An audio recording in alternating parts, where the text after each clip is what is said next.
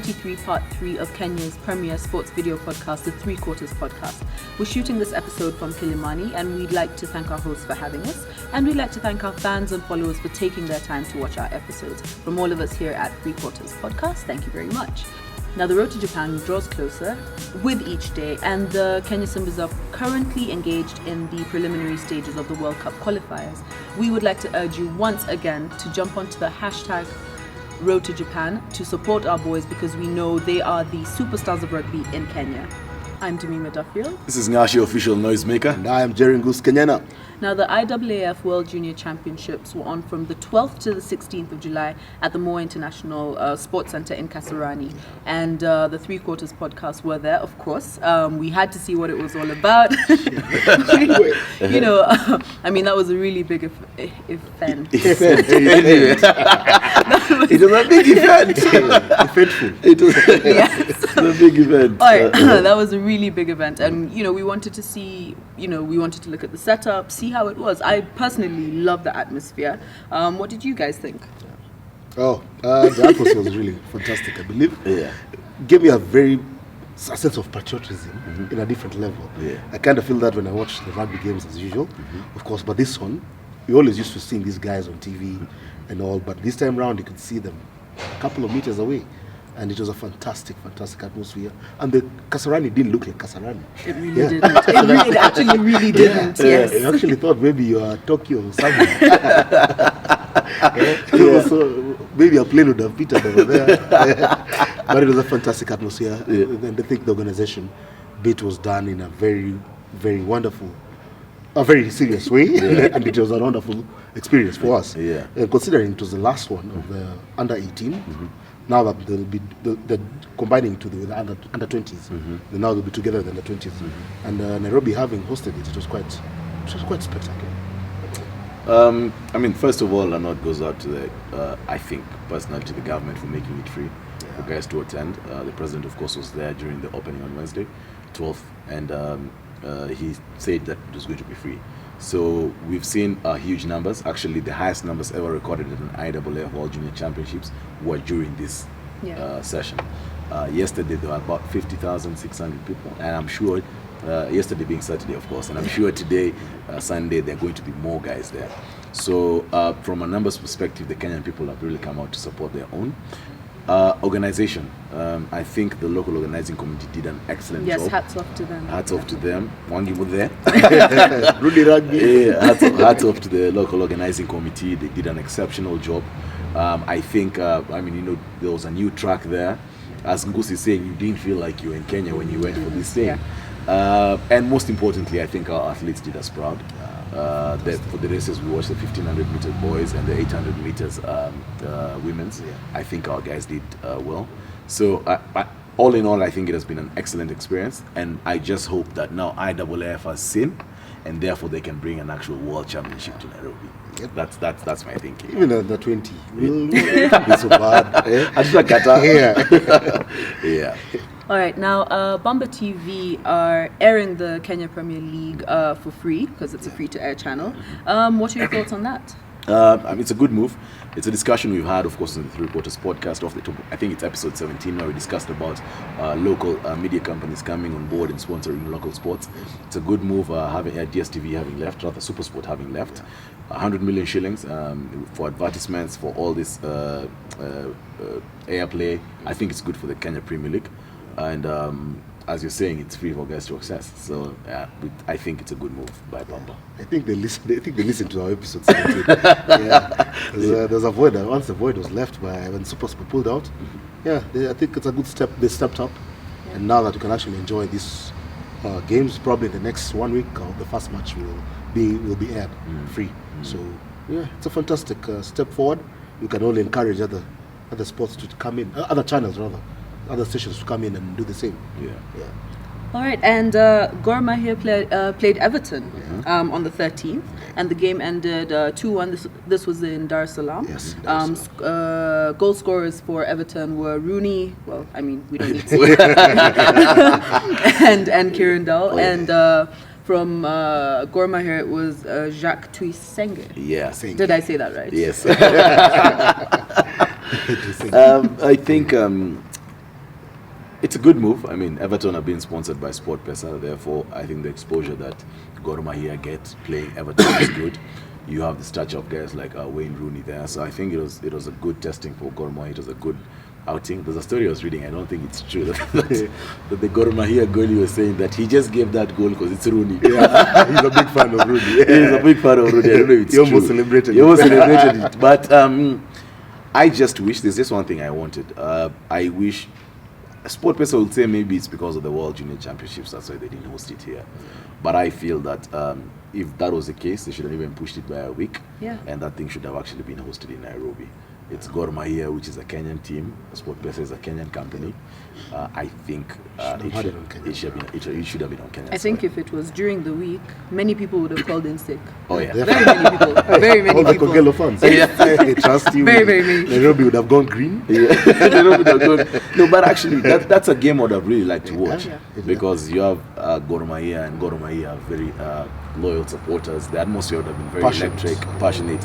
Everton, on the other hand, this is a professional team. What are the chances that you're going to get to see Wayne Rooney playing in front of you? Yeah. So I just think it should have been played here. And now maybe next time they should bring in the likes of Arsenal now. Also being sponsored by SportPesa. So, Yeah, no, do something why not? SportPesa. Why not? From your lips to God's ears. Yes. To their ears as well. Yeah. All right, now on to the results of the British Grand Prix. Yeah. We had the British Grand Prix at Silverstone, rather. Yeah, Lewis Hamilton won it, coming in first for Lewis Hamilton of Mercedes. Number 2 was Valtteri Bottas, his teammate from Mercedes. Kimi Raikkonen of Red Bull came in third. Fourth was Max Verstappen, and Danny Ricciardo came in fifth, both from Red Bull.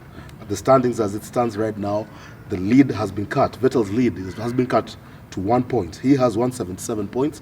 Lewis Hamilton 176, and his teammate Valtteri Bottas with 154 coming in third. It's going to be a tight one. I mean, but I think it boils down to what you have always said about it's going to be between Lewis Hamilton and Sebastian Vettel. And this one he had to win it, man. Home swell. You can disappoint. Okay, yeah, true. That's true. Right? It's not that Vettel came in 7th, man. That really damaged the standings, his lead. Yeah. Okay, now on to matters tennis. I'm going to tell you a few facts, to add to your fact file. Did you know that the Wimbledon Open, rather, is the oldest Grand Slam, and that it is one of 4 that is played annually, and that the other 3 are the Australian, French, and US Open? If you didn't know, now you know. Yep. Wimbledon, of course, has been happening for the last 3 weeks. As you've said, aptly put it, it's one of the 4 Opens that happens in a year. The other being Australian, French, and US. Australian and French has already happened. Wimbledon, of course, the results are the Gabriel Muguruza beat Venus Williams. That's for the women's singles. And for the men's singles, Roger Federer beat Marin Cilic. Roger Federer, of course, now has 19 Grand Slams to his name, the most that has ever been won by a man. 4th when it's combined. Yes. Exactly. Yeah. Hey, this Muguruza sounds like some guy from somewhere. Yes. Coastal Kenya. Above from Champala. Yeah.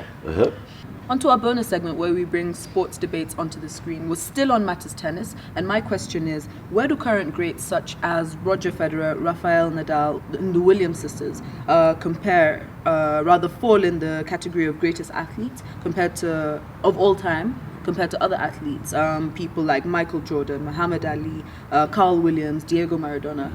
Where do you think they fall? I'll let Gus go first. Well, I think these guys really should be up there, and they are up there, because considering what it takes to be competing at that level and setting records such as what Serena has done over especially last year, what she did, and she actually won a Grand Slam and pregnant. That's true. Yeah, the Australian Open. Yeah, these guys really put in a lot of work and a lot of ethic and they really work hard to get to that level, and we should be mentioning them in the same breath as the likes of Jordan, Maradona, Ali, because these guys really push their bodies to a sense that we may actually think tennis is flimsy sports of sorts. Some guys actually, you hear guys talking even in the bars and everything. Yeah. Like, tennis, hey, what are you doing with tennis? Yeah. These guys are actually some of the fittest. Yeah. They're close to boxers, Yeah. if I may say so. And look at what Federer just done recently. He's just set the record, won a record 8th Wimbledon. That's a fantastic milestone that is really set up over there. Yeah. So these guys, you should be mentioning them with the greatest. Yeah. I think, we've been lucky to have lived in the era which I consider personally the golden era of tennis. Of course, the 80s you had John McEnroe, Bjorn Borg. The 1990s, early 2000s was Pete Sampras and Andre Agassi. For the women, of course, Martina Hingis and the lady who Serena beat, Steffi Graf. This was actually a wife to Andre Agassi. But we're living in a generation now: Roger Federer, Rafael Nadal, Novak Djokovic, the Williams sisters, Caroline Wozniacki, Andy Murray, and I think, I'll just narrow it down to two people: Roger Federer and Serena Williams, because Roger Williams, Roger Federer now has 19 Grand Slam wins, the most ever by a man in the men's single. Serena has 23 Grand Slam wins, the most by a woman in women's tennis, right? This guy is actually shattering records that had been set, and I think therefore they need to be talked about in the same breath as the Michael Jordans, as the Muhammad Alis. Roger Federer, for example, guys don't know this, but Roger Federer has a shoe with Michael Jordan. Now, knowing Michael Jordan, there's no way he can associate with anything that's not excellence, right? Yep. So I think that Roger Federer, Serena Williams, top there, but don't take anything away from Novak Djokovic, from Rafael Nadal, king of the clay court, and from Venus also, Andy Murray, Caroline Wozniacki. You can't take anything from those guys. I think they've been very good in the last 15 years, and to be honest, as Ngusa said, I think they need to be talked about in the same breath as Michael Jordans, Muhammad Ali, Diego Maradona, Pele, John Alomu, all those guys. You should talk about the ones with me. That's it? Sharapova. Oh, Maria Sharapova. You just had to. This guy's rough, but anyway. Ni maumbile, si madawa. But even though she's excellent in doping. So. Probably. But anyway, yes, I do agree that they should be talked about in the same breath as those guys are just mentioned. All right, that's it for episode 33, part 3. Tell them where to find us. You can like our Facebook page, you can follow us on Instagram, and subscribe to our YouTube channel. This is Ngashi, official noisemaker. I'm Jerry Goose Kenyana. And I'm Demima Duffield. Sapsara. And we finish it.